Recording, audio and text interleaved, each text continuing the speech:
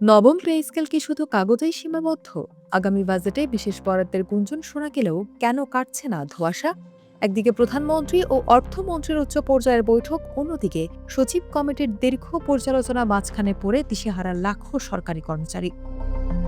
অবশেষে ধৈর্যের বাঁধ ভেঙেছে। সুনির্দিষ্ট ঘোষণা না আসায় আগামী ১৬ই মে বড় ধরনের আন্দোলনের ডাক দিয়েছে সরকারি কর্মচারী কল্যাণ সমিতি।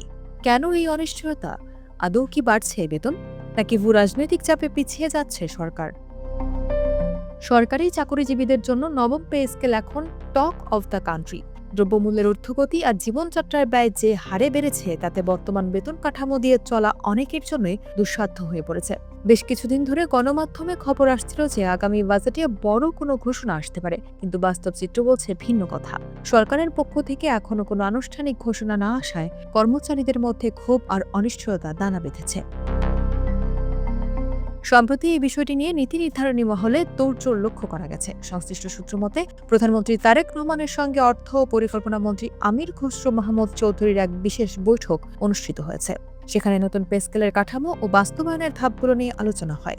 তবে বৈঠক শেষে জানানো হয়, বিষয়টি এখনই চূড়ান্ত নয়। এটি বর্তমানে সচিব কমিটির পর্যবেক্ষণে রয়েছে।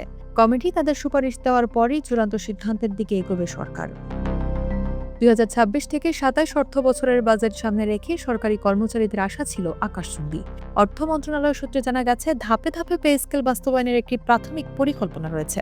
কিন্তু বিশ্বজুড়ে চলমান ভূ রাজনৈতিক পরিস্থিতি এবং দেশের অভ্যন্তরীণ আর্থিক চাপ সরকারকে কিছুটা রক্ষণশীল হতে বাধ্য করছে। বড় ধরনের বাজেট বরাদ্দ দিতে গেলে মুদ্রাস্ফীতির উপর কেমন প্রভাব পড়বে তা নিয়ে চুলচেরা বিশ্লেষণ করছেন অর্থনীতিবিদরা। সরকারের এই ধীরে জননীতির প্রতিবাদে এবার সরাসরি মাঠে নামার ঘোষণা দিয়েছে বাংলাদেশ সরকারি কর্মকর্তা কর্মচারীর কল্যাণ সমিতি। সংগঠনের আহ্বায়ক আব্দুল মালেক স্পষ্ট জানিয়ে দিয়েছেন, আর কতদিন তারা শুধু আশ্বাসে বাঁচবেন। সুনির্দিষ্ট ঘোষণা বা বাস্তবায়ন রোডম্যাপের দাবিতে আগামী ১৬ই মে জাতীয় প্রেস ক্লাবের সামনে তারা অবস্থান কর্মসূচির ডাক দিয়েছেন। এই কর্মসূচি থেকে আরও কঠোর আন্দোলনের আলটিমেটাম আসতে পারে বলে ধারণা করা হচ্ছে।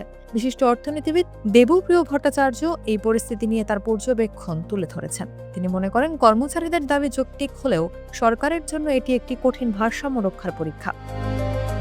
শোনা যাচ্ছে, বেতন কমিশনের পুনর্গঠিত কমিটি একটি খসড়া সুপারিশ তৈরি করেছে।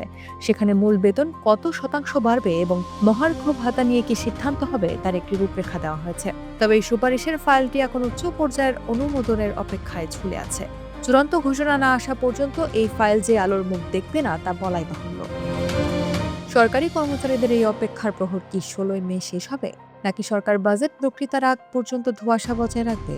দেশের লাখো লাখো মানুষের আর্থিক সচ্ছলতা জড়িয়ে আছে এই একটি সিদ্ধান্তের উপর।